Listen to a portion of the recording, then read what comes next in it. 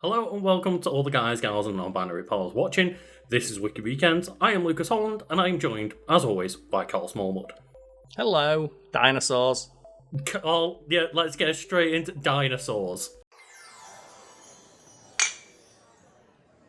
Dinosaurs are pretty cool, right? They're so cool. Giant lizards that just ran around. Maybe giant chickens, but either way, still rad. Dinosaurs are rad, I don't care. Feathered dinosaurs, like big, fat, chunky T-Rex is what they're thinking it looks like now. Jurassic Park dinosaurs, they're all cool. That's one of the most formidable things that they think about the T-Rex is the little claw arms, right? Yes. But then when people are they just little chicken wings? Oh, they could be. It does make them sound a little less formidable, but still, either way, I think they're cool, and they may have been at their peak level of cool when the movie Jurassic Park came out, Karl. It's a dinosaur. Oh, I'm so mad you picked Jurassic Park before I did. God, I love Jurassic Park. I am sorry to steal Jurassic Park from you, but I just saw there's another fucking Jurassic World movie coming out. Was that maybe it's a good time to talk about some dinos? So there's that great tweet out there of when you get to be an adult, no one ever asks you what your favourite dinosaur is, and that sucks. So what's your favourite dinosaur, Lucas? At least from the depictions I've seen in the Jurassic Park movies, I still think Velociraptors. The diminishing coolness of them in real life might be maybe they're just big chickens, but I still like chickens, and that's still pretty rad. Is big death chickens.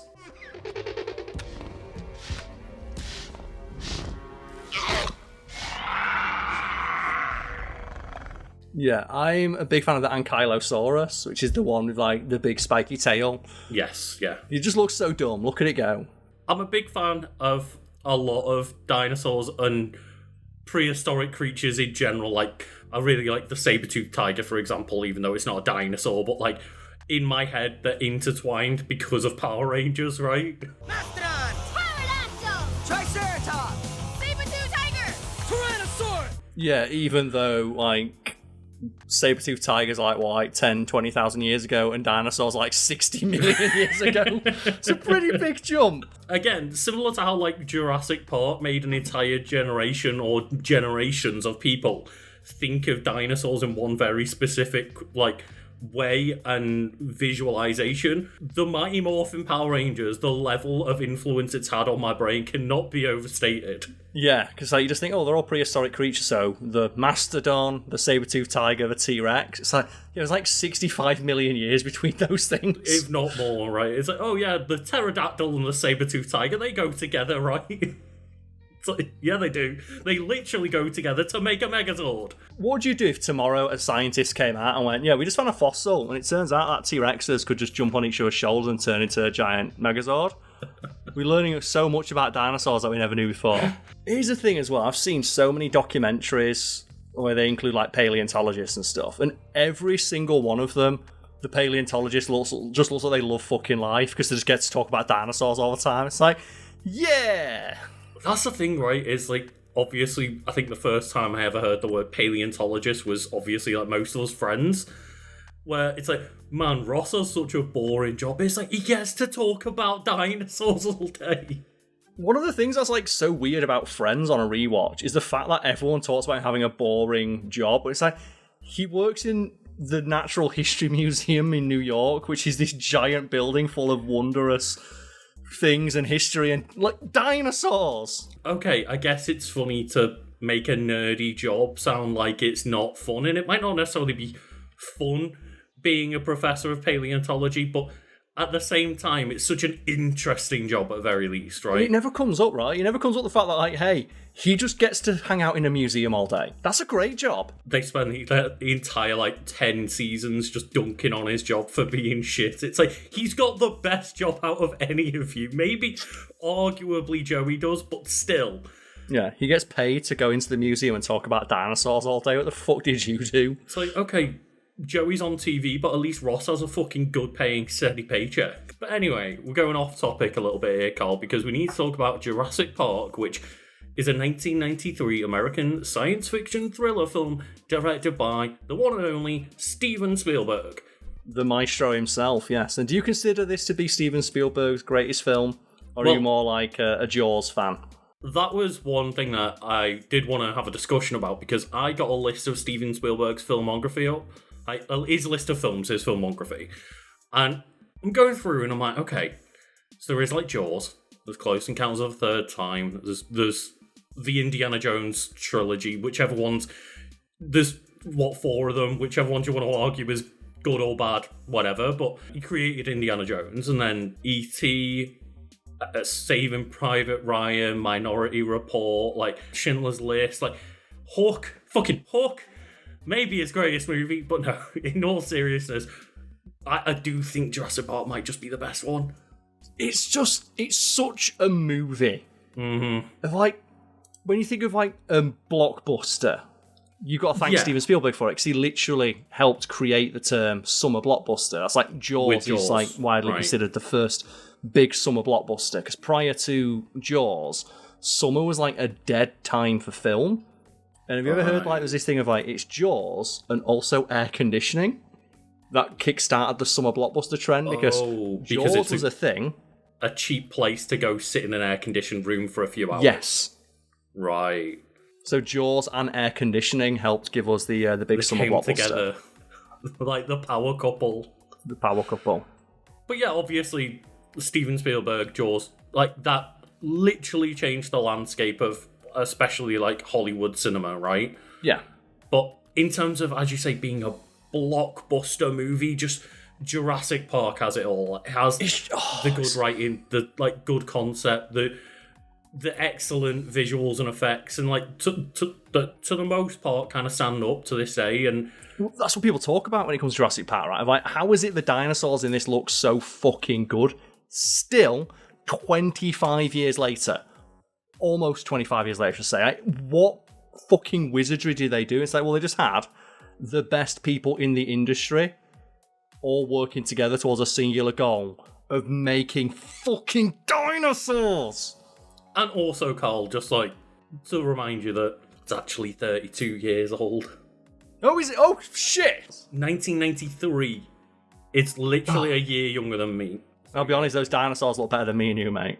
They do, they definitely do. Those crusty-ass 65 million year old dinosaurs still look better than us. There's a lot of things that people nitpick about Jurassic Park because they've watched it 50 times over 30 years. Like, yes, some of the concepts are stupid, like the pulling the DNA out of a mosquito in amber and all this jazz, but when you're able to just suspend your disbelief and go with, what if we could bring back dinosaurs, it's so fucking good. Well, Jurassic Park largely gets a pass from paleontologists. So I've seen a few like interviews with paleontologists and they talk about Jurassic Park. Like, yeah, the science is kind of bunk, but the fact it got so many people into dinosaurs, myself included, means it gets a pass. Then you compare it to something I think it's Deep Impact or Armageddon, whichever one Michael Bay directed. I think that's Armageddon, right? Yeah, NASA literally used that as a training tool where they show people 5 minutes from that movie and say, how many mistakes can you spot? In order to split this rock on the fault line, we're going to have to drill to 800 feet. Let's get our game faces on. Now it's time for underwater simulation. Ultimately, it doesn't stop that film just being a fun watch if you don't care about the science, right? But scientists who deal with space stuff don't like that movie, but scientists who deal with dinosaurs love Jurassic Park for the most part. Probably because half of them grew up watching Jurassic Park as a kid, right? God, what's your favourite bit? I think my favourite bit just has to be like the reveal of the dinosaurs. Just, I don't think even seeing this as a kid, that's like the first thing that always comes to mind when I think of Jurassic Park, is just that moment of awe and spectacle of like, oh shit, this is an island full of dinosaurs. Welcome to Jurassic Park.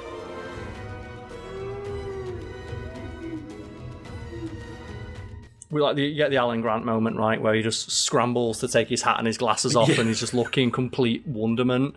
And then you get that great shot where it shows you his perspective and it's a fucking dinosaur! Yeah.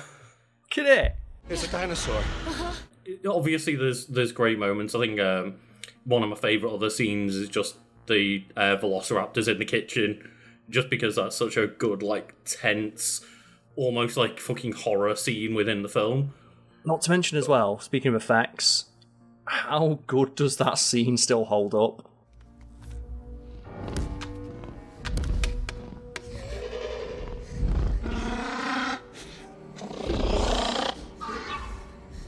Apart from that, like, one frame where you can see a velociraptor waiting for its moment to Yeah, like hit the moment. The one frame of the CGI velociraptor not moving, but yeah, those velociraptors still look good, and that's because, as someone's probably screaming in the comments, that it's not CGI, it's a dude in a velociraptor costume. Right, okay, yeah. They got a velociraptor costume, put people in it, and that's why I wrote an article about it years ago of why does the CGI in Jurassic Park look so good? And it's like, well, most of the dinosaurs aren't CGI. There's like, I think, 7 to 9 minutes of CGI in a movie allowed as having the best CGI. And Spielberg admitted that we only use CGI to enhance the practical effects or do things that practical effects literally couldn't do, like in the kitchen scene. Yeah. You have physical actors wearing like velociraptor costumes, but they use CGI, for example, to make the velociraptor jump because an actor couldn't do that safely.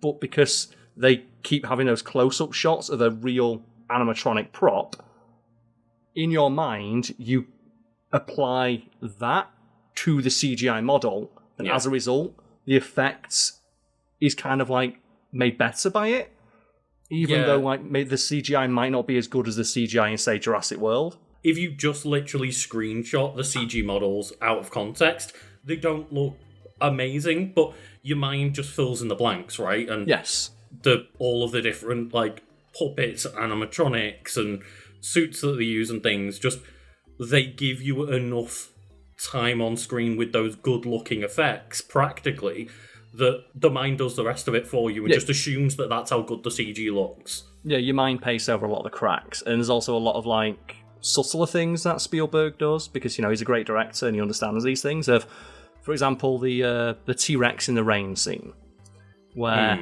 he adds camera shake when the CGI T-Rex is walking away from the car, and that's subtle, but it helps your mind visualize it as a real thing in the environment, because in your mind, of course, a 25-ton dinosaur taking a few steps would rattle the camera, even though the camera is not physical objects in the world.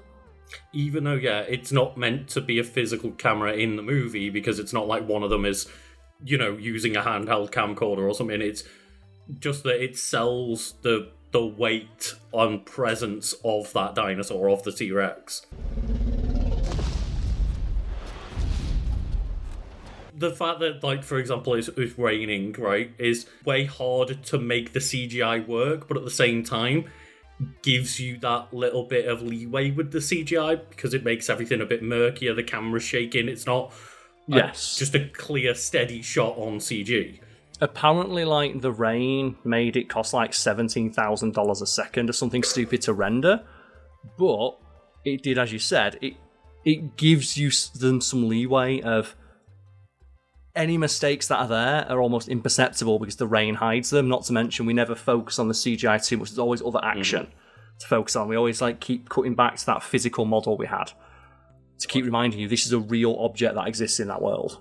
Making this in like 92, 93, like I can't imagine those PCs like sitting there on fire trying to get this T-Rex to happen. Well, there's a really interesting documentary about it where like, Spielberg just straight up says like the goal always was not for people to say, oh, that's a model, that's a digital effect. He wanted people to just look at the screen and say, that's a fucking dinosaur. And the way he was convinced to use the CGI, because they were thinking there's no way CGI can realistically render a dinosaur in as much detail as a physical model. They weren't going to do it, right? Yeah, the effects artists made what they deemed to be the single hardest thing to do with CG, which was a dinosaur in the middle of the day walking dead center of frame. They had to kind of sneak it into a viewing or something, right? They didn't... Yes. So the story is Spielberg, a couple other people from the studio, including Kathleen Kennedy, were walking around the place where the effects were being done, looking at the maquettes and the models. And the CGI artists who were going to work on the movie doing things like, you know, backgrounds and stuff, created that dinosaur shot just on their own and then left it on a monitor.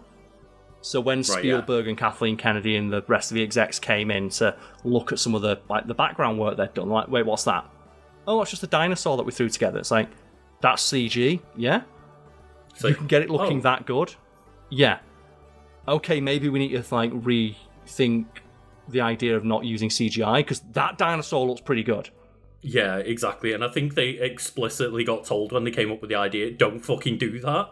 Yes. And it's like, oh, we're just going to do it on the side and just casually put it into the back of your mind of like, maybe. Well, the cute story is that one of the people walking around the studio was Phil Tippett, and he's the guy who did the physical models. And when he saw that CGI dinosaur on screen, he looked at Spielberg and went, I guess I'm extinct.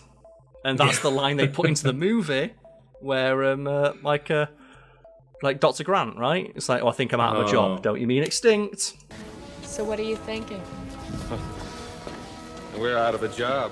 Don't you mean extinct? And Phil Tippett, he's not extinct. He actually got given a job as he was the dinosaur supervisor.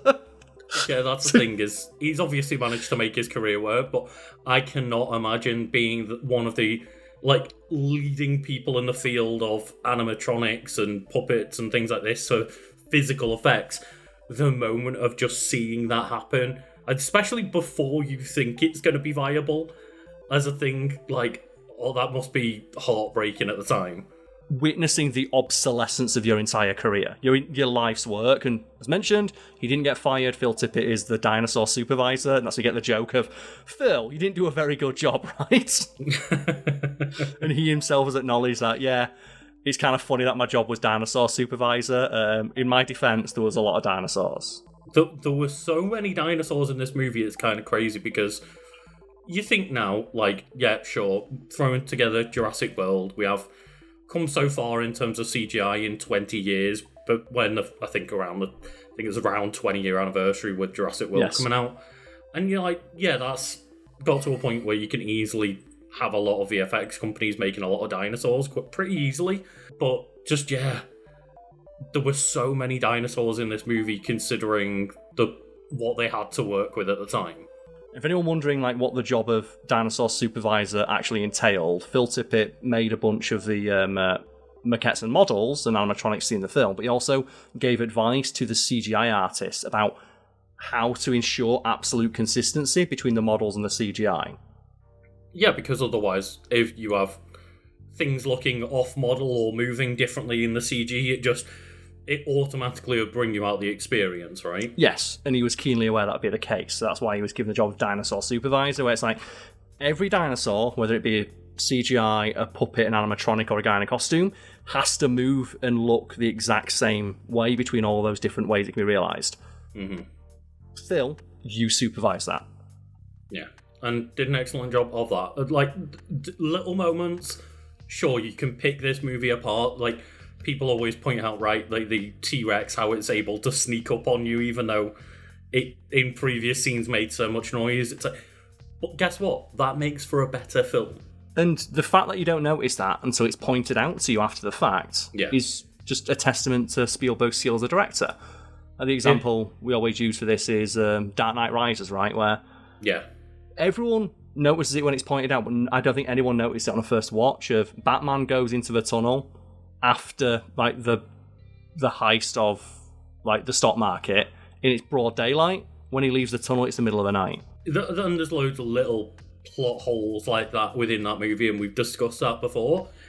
And yeah, it's, with all of those things being pointed out, easy to go oh, what a shit movie, but you didn't notice any of it when you were watching the film for the first time. So it kind of proves that it's not a shit film, right? Yeah, well, it's a magic trick, right? It's misdirection. You were focused so much on one aspect that they were able to change something without you noticing it.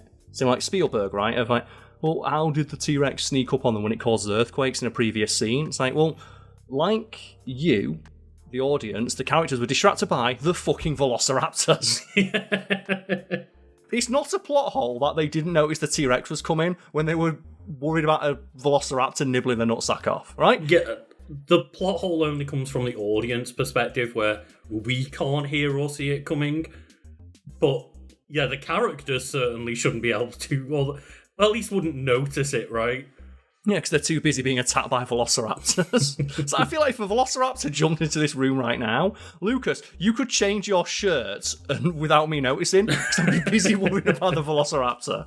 But, it's not all about the dinosaurs, Karl, even though it kind Fuck of off, is. it is. It kind of is. So It much kind about of the is. dinosaurs. But the movie does star a great cast of Sam Neill, Laura Dern, Jeff Goldblum, and Richard Attenborough as the main cast. And obviously, For one there's second, the, I thought you were going to say it stars a T-Rex, a velociraptor. And there's a massive list of people in this movie that need credit as well, right? Like Sam Jackson. You go through and there's like Sam Jackson and Wayne Knight gives a very memorable performance as well, but just the main cast of like 3, and then there's also the kids as well. They do an alright job of not being totally annoying, but they're passable, right? And, that little kid, the boy, he's annoying, but he's kind of supposed to be. He's meant to be annoying, especially for Sam Neill's character, right, where he just fucking hates kids. I love as well that he turns up dressed like Sam Neill, and Sam Neill's like, for fuck's sake. Like, he's wearing the ascot and everything, and you see Sam Neill roll his fucking eyes on frame of like, fuck's sake. We loved the presents. They were good great. to see you. Did you enjoy the helicopter? Yeah, it just rained down, and we all went right up. And I'll give like the granddaughter actress credit, because the moment that I always single out as that's a really good bit of acting is when like they're eating the food and she just sees the outline of the velociraptor and just like completely freezes. Like you see like just all the colour of like what flush out of her face. It's like, that's a pretty realistic reaction for someone who's just seen a fucking dinosaur gonna eat you.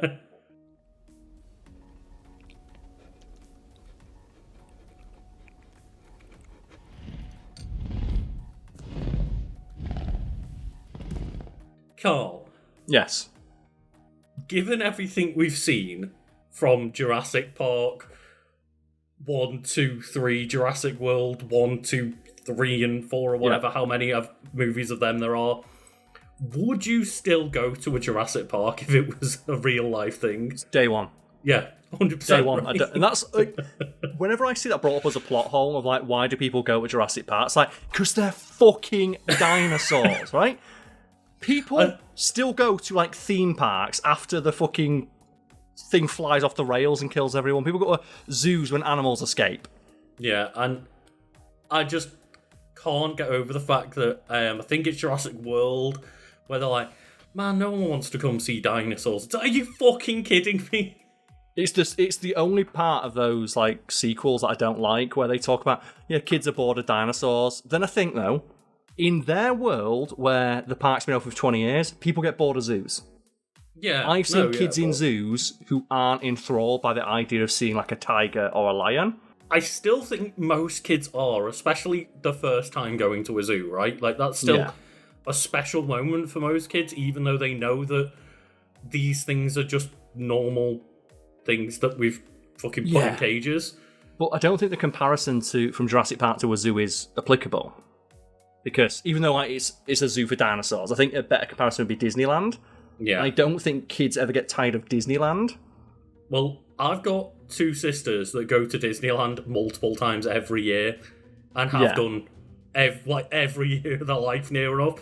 And they still, all they want to do is go back to Disneyland. And I'm like, now think it's Disneyland, but there's fucking dinosaurs everywhere. Yeah, and it's a small moment, but I remember watching like Jurassic World when it was first released, and I remember getting so fucking mad at the petting zoo scene where you see the dinosaur balloon that looks like a little dinosaur with legs. Like, I want one of those so much.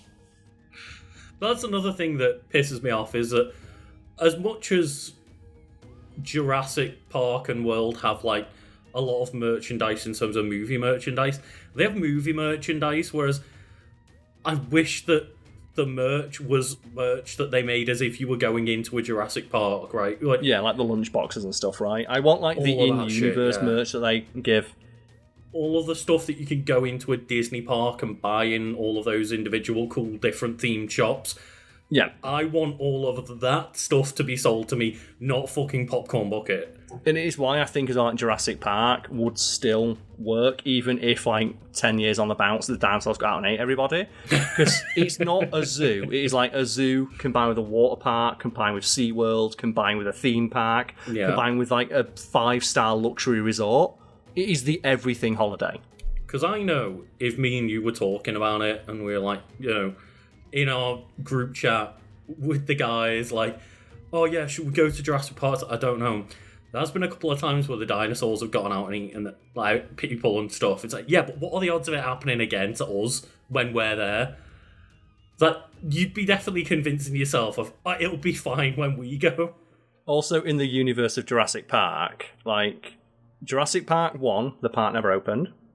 Jurassic Park 2 is the dinosaur got out in a city because of a business. We try to ship it in. Yeah, that's the company's fault, not the park's fault, right? Yeah, they escaped before the zoo even opened, so Jurassic Park opened. Jurassic Park 3, they're on an island without a park being present. It's not an element of the film. So, realistically, it's the first time they actually managed to open Jurassic Park. That first park was legit. You know, I have a lot of respect for it. They didn't need these genetic hybrids. They just needed dinosaurs. Going back to Jurassic Park itself, Karl, based on a book from 1990 written by Michael Crichton. Yes. Crichton actually didn't really like the film itself very much, but they were offered a further $500,000 to write the film adaptation. It's like, quote, I was so tired of the whole area that I didn't really want to do the screenplay. I was sick of Malcolm, I was sick of Grant, and I was even sick of the dinosaurs. But I really felt that I knew the dimensions of the story. It says Crichton recognised by writing the screenplay himself, the project could avoid the same issues he experienced while developing the novel. And just, it's so funny to me that, he's like, no, I knew the dimensions of the story, I need to get this right. It's like, did the $500,000 paycheck help her? Yeah. He has warmed to the movie in, more recent years. I'm not sure if he's still knocking about, but later interviews, people bought my book in their millions because that film, so I kind of like it. His main issue is the science is not at the forefront. It's more about the spectacle of the dinosaurs, which he did later admit is film is a visual medium. Yeah. It makes sense that would be the focus. It does make sense for him to get pissed off, and it does say that Crichton only agreed to write a preliminary version of the film, and he basically drafted it, and then they got other writers in to kind of patch it up, but I can understand the frustration, but at the same time, you're writing it as a movie, not as a book. You've got to adapt.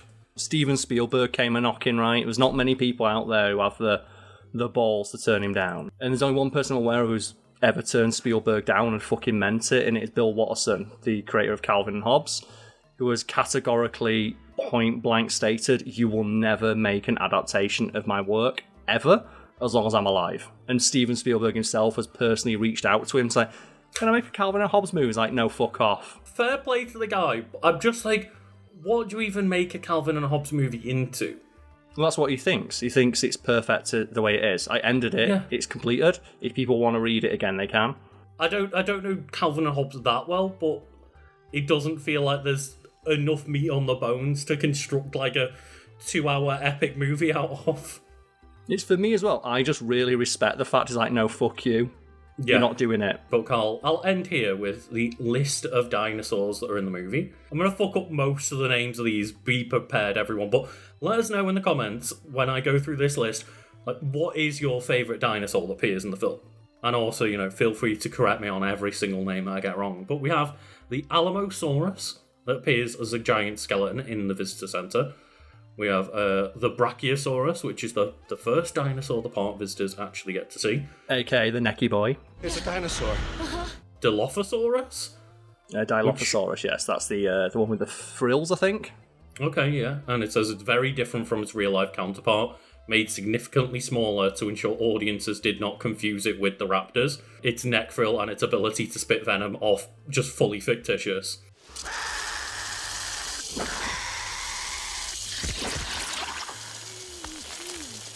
It made for a good film, right? Yeah, and I think they even acknowledge that in Jurassic World. They straight up have Dr. Wu come in and go. They acknowledge the fact that since Jurassic Park was released, we know more about dinosaurs. They have feathers and stuff. It's like, well, these don't look like real dinosaurs. They're cobbled together monstrosities from what DNA we had available. And as well, I think they also acknowledge there's certain things that we did to make the dinosaurs more kind of scary, visually interesting because it's a park, it's a zoo, right? Yeah, we like people don't want realistic; they want bigger teeth. Yeah. Then we have the Gallimimus. I don't know. I've never seen that one before. I'm not helping you for all of these because I don't know how to pronounce them. I want to seem smarter. They are featured in a stampede scene in which the Tyrannosaurus eats one of them.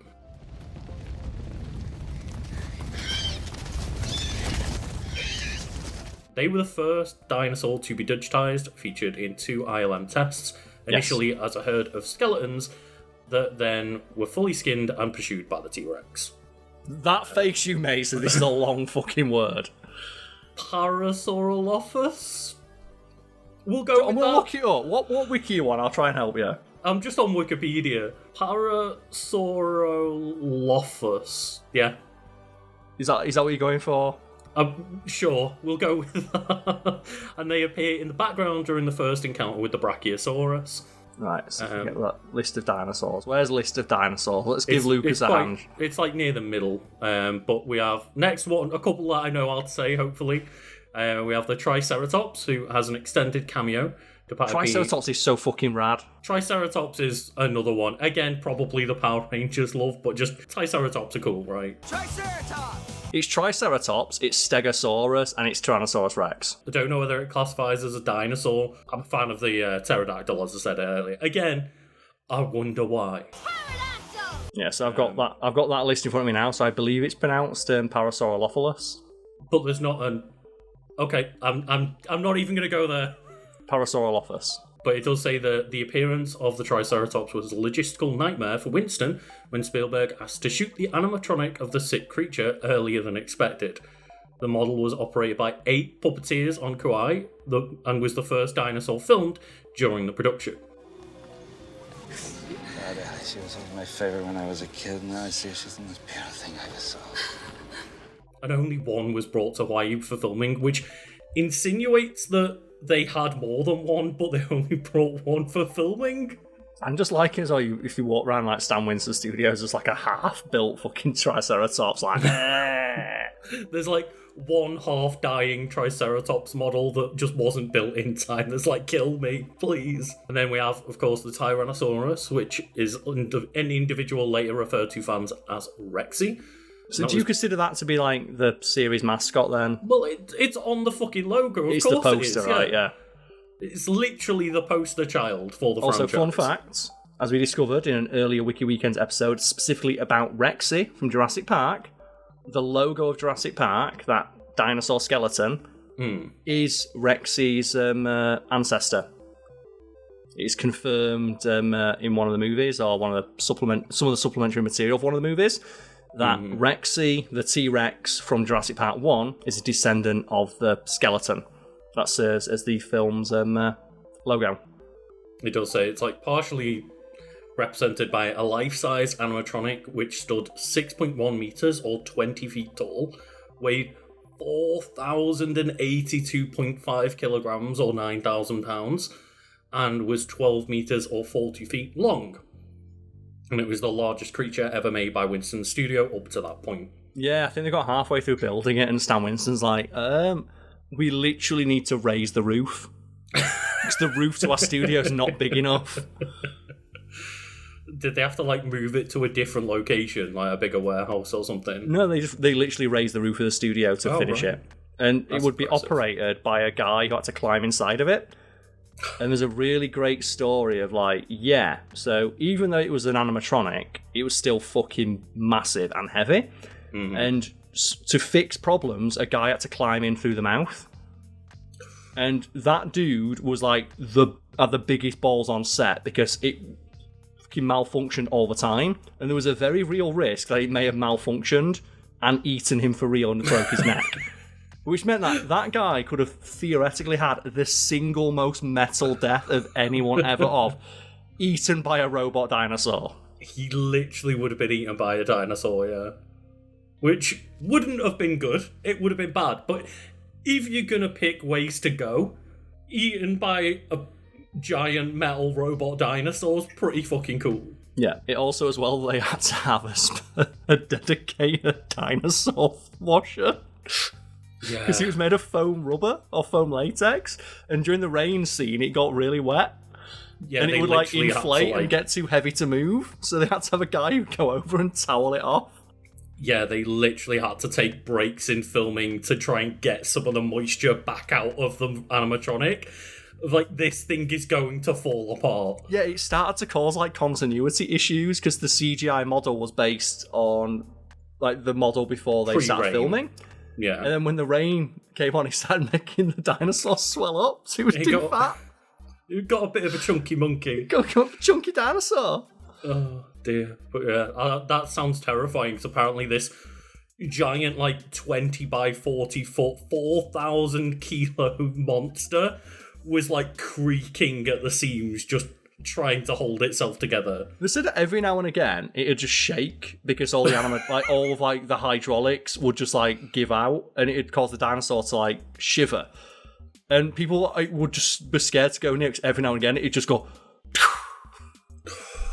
God, that's the fun thing, right? Is that they actually made something like fucking terrifying in itself. They made a dinosaur.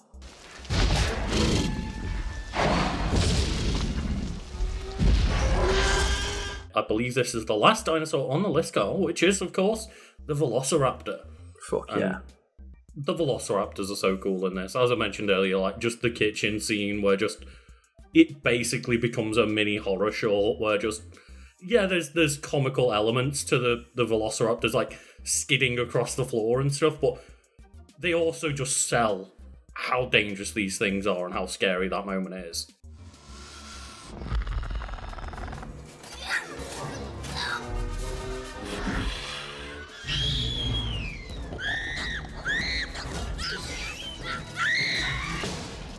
Oh yeah, like just like the threat of the Velociraptor, because that's the thing Alan Grant really sells how much of a threat they are. Like, they are the perfect hunter. They'll cut your belly open with like a claw that's like the size of your hand, and just nibble on your insides. As mentioned here, like, the Velociraptors aren't actually based on real Velociraptors. They were significantly smaller based off the fossils and stuff, but they just wanted to big them up and make them seem more dangerous. And writer Crichton instead based his versions on the Deinonychus. The Deinonychus. Thank you, Karl. Which his research had indicated to be a Velociraptor relative. So it's just the kind of, again, mashing bits together to just make things work. And yeah, just like in the film, right? Where they're mashing together different aspects of dinosaurs to create one. It's worth pointing out, because someone will mention this in the comments if we don't, they did eventually discover a offshoot of the Velociraptor genus that had proportions similar to those of the Velociraptors in the movie. Oh, cool, yeah. Most people are not watching that movie going, well, actually, Velociraptors were a little bit smaller than that. They were actually just big chickens. It's like... Yeah, but even the people who knew, the paleontologists watching it were like, that's a fucking dinosaur. That's a fucking cool Velociraptor. Probably what they said, right? But yeah, everyone loves dinosaurs, man. Like, the thing is, if I met someone and they're like, I don't like dinosaurs, I would be immediately suspicious of that person. Yeah, it's one of those things I've seen people bring up, is one of those classic just statements of, why does nobody ask what your favourite dinosaur is when you're an adult, as you said earlier? And it's like, if somebody had a bad response to me asking, or didn't have a favourite dinosaur, be like, okay, cool, I don't want to talk to you then. Right, I'd just be immediately suspicious of someone who doesn't like dinosaurs. Yeah. Or like someone who, like, if you go into a museum who didn't want to go to the section with the dinosaurs in it, I'd be so weirded out by that prospect of, you don't want to go see the dinosaurs? And even if they're not, you know, obsessed with dinosaurs or whatever, that's not what we're saying. It's just the idea of someone who doesn't find the concept of dinosaurs interesting. It's just, what are you doing? How do you not find that idea, like, compellingly fascinating? Yeah. These giant fucking monstrous beings that ruled the earth. Like, so in Jurassic Park, right, you have the great moment where the T-Rex roars and you get the sound like when dinosaurs ruled the earth. Yeah. It's like, hell goddamn yeah. Yeah, it's such a good movie that I'm sure we could do like hours and hours on Jurassic Park, but at some point we have to stop recording. But yeah, Karl, is it one of your favourite movies ever?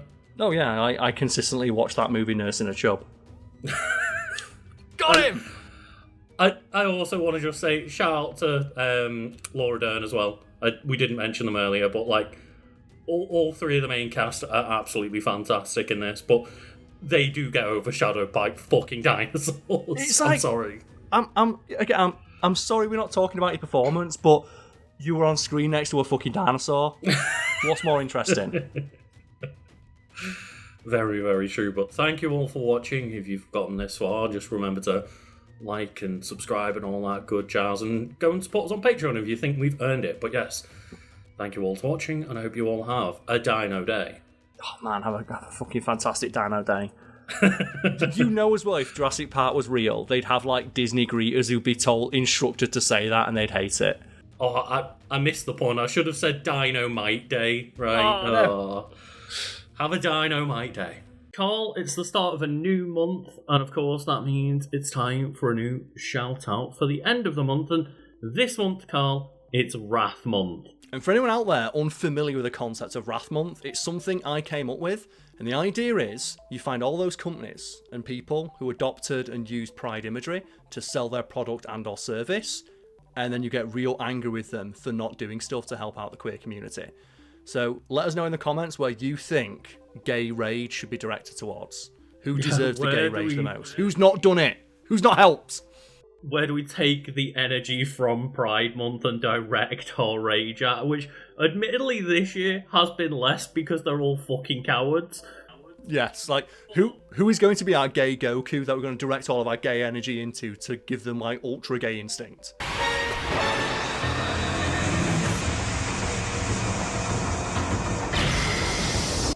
Either way, it's time to shout out everybody that made this happen for this month and kept all of the lights and mics on, so to speak. And Karl, I believe you have the first shout out, so go ahead. Oh, also as well, I'd like to remind everyone out there that we have a standing offer, a challenge, dare I say, to our audience at home to come up with the hardest to pronounce words they can think of for their name over on Patreon. And boy, have people taken us up on that. They've taken that gauntlet, picked it up, shat in it, and slaps across the face. It's gonna get to a point where, like, none of these shout outs are in English anymore. It's getting there. I'm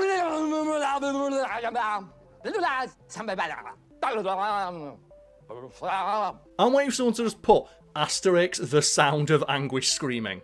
Well, I'll get to one later where, yeah, there's a literal non-language part in one of the shout-outs today. And the first person we have to shout out is Tinakui Horchata Otiklane Tommy. And I hope I'm pronouncing that correctly. They've mentioned here that it is in the language of Nahuatl. And I'm unfamiliar with that language, so let me know how I did. That sounds highly offensive. Does it, white man? No. Yeah, it literally says in the patron name, like, you said a different language, so let's try it. Let's go. And then the next person we have to shout out is Carlo Palochico, which says, it's Spanish for Karl Smallwood. It feels like I should have shouted that one outright. I feel like it's more natural for me to say it because I introduce you so often, right? Yeah, Carlo Palochico. I always thought Spanish for wood is Madeira. Am I getting that wrong? Maybe it changes because it's like, you know, the affix of like small or suffix. I don't know. Yeah. Either way, the next person we have to shout out is someone who's left us a tongue twister here. So, the Boludos Bajando, Baja Blast, Buffing Bacas de Caca de Buffalo, Bombonado, Bolodeses, Bucanado, a Boca, Bailando con Barbosa. And as far as I can tell from the emojis and that, I believe that's like a fire dragon or flaming dragon. I believe so, yes, but I don't know how to pronounce emojis out loud. No. How did Egyptians do it? I don't know. Just bring out the hieroglyphics. Alright, read me back what I have so far, Mrs. Cleopatra. Bird, giant eye, pyramid, bird. Mm-hmm. Very good. Giant eye, dead fish, cat head. Guy doing this. But then the next person we have to shout out is a little bit easier. It's Roslindis Memphis. I kind of got away with that one a little bit there. I am the man with no name. Roslindis Memphis. At your service. You have indeed, mon frere. And the next one is Bar Weep, Grana Weep, Nini Bong. Yep, I I don't even know what that is, other than some kind of bong, but yeah, I don't want to get into the other words. But anyway. Do you know what it feels like? It feels like one of those things you put down as a pub quiz name that sounds rude when it's read aloud. Like, you know, like whale oil beef hooked. Well, oil be fucked. Right? Fair. Yeah, or everybody's favourite MP, Mike, with the last name Hunt. Yes, Mike Hunt. Fuck's sake. I was trying to get past the censorship barriers, Karl. But anyway, the next person we have to shout out is Kicking Bucket with a little bucket emoji afterwards. I guess that's how you pronounce the emoji. You just describe what you see. Right? We're playing catchphrase now. Just say what you see. A bucket emoji. You win £5. No, because Karl, if it was catchphrase, it'd be like, you absolute fool. It's singing in the rain. It's yeah, of course. Yeah. Snake Charmer. Oh god, that's the best one. It'll never be topped. Yeah. It will never be topped. 5 seconds, here we go.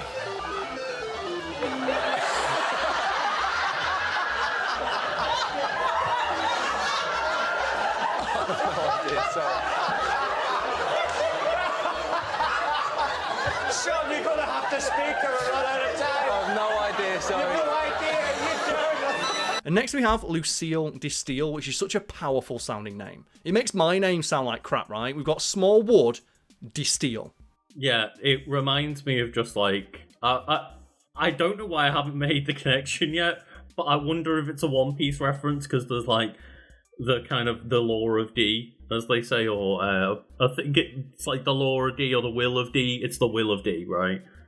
But Karl knows a lot about the will of D. No, I know Lord of D. Oh yeah, the Lord of D, of course. Do you remember like that one time we were all drunk on group chat, just sending in Yu-Gi-Oh cards that could be a stand-in for the name for your penis, and I just like won with Lord of D. But then our mate sent in just like Lord of Legendary D. I definitely do not acknowledge that this ever happened and have no memory of it. But the next person to shout out, Karl, is where the lack of language comes into it, because we are supported by the lovely Bee of Awesome, and then insert... Because I got told to interpretive dance a hive of bees. I'm waiting for someone to be like, okay, and now just read out the entire Bible. And it's like, well, in the beginning, God created the heavens and the earth. The only thing I can think of when I think of a hive of bees is playing Zelda Breath of the Wild or like Metal Gear Solid 3 and like shoot down the beehive and the bees just attack. No. All I think is just that one episode of The Simpsons where Apu thinks he's a hummingbird and goes...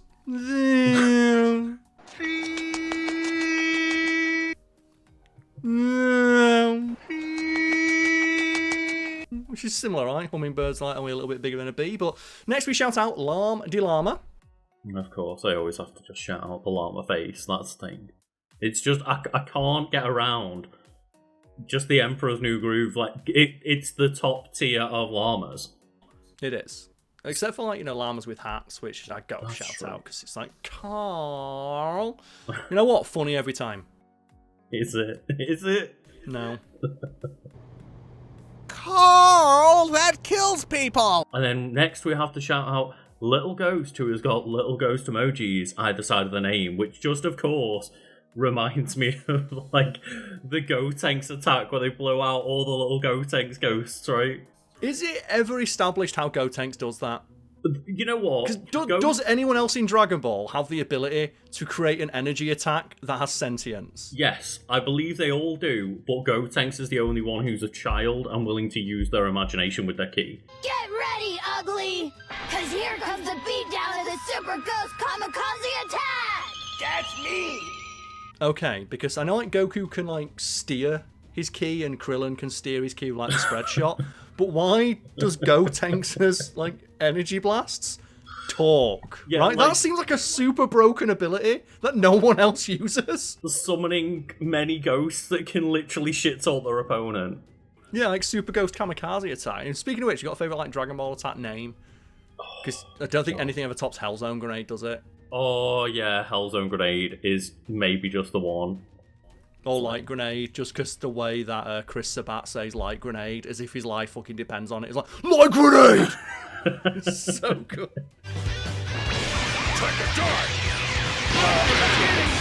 And speaking of Scream, Carl, we have to give a special shout out to our next patron, Split Scream. You know what, Lucas? Let's go. Favourite example of Scream acting from a video game? I mean, I can't not make it just the Night Trap Scream, which nearly got video games decimated. It did indeed, yeah. But is that like your favourite one, or is that the one you think's most important? I think a bit of both, because we've talked about it that many times, it's kind of now become one of my favourite. Yes, and if people don't know, the basic story is that the lady I'm about to put a clip in of screams so realistically for what is otherwise a campy B-movie inspired video game that people legit thought it was a murder simulator and almost got video games killed.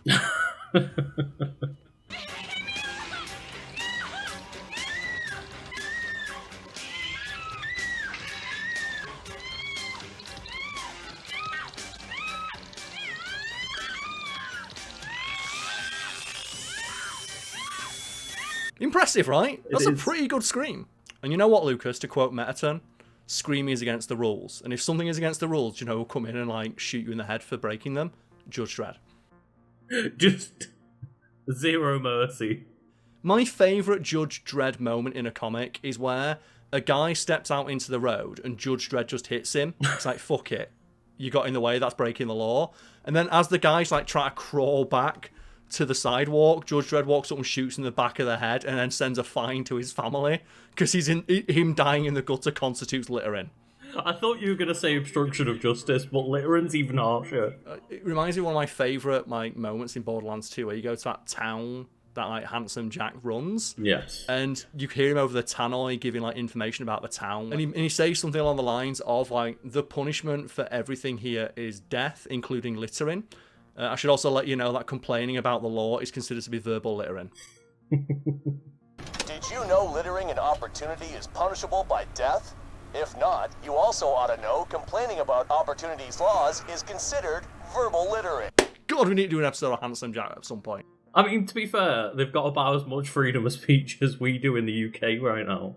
They do indeed, yes. Also, speaking of scream acting, Handsome Jack, Damien Clark, is also the voice of Cell. Hell yeah. Yeah, he is. Do you like for Cell Max, for like Dragon Ball Superhero? They brought him back into the studio and just made him scream for 20 minutes and sent him out. I don't want to think about Max because that was just terrible. Awful part of that movie. But thank you all for watching, and we'll see you all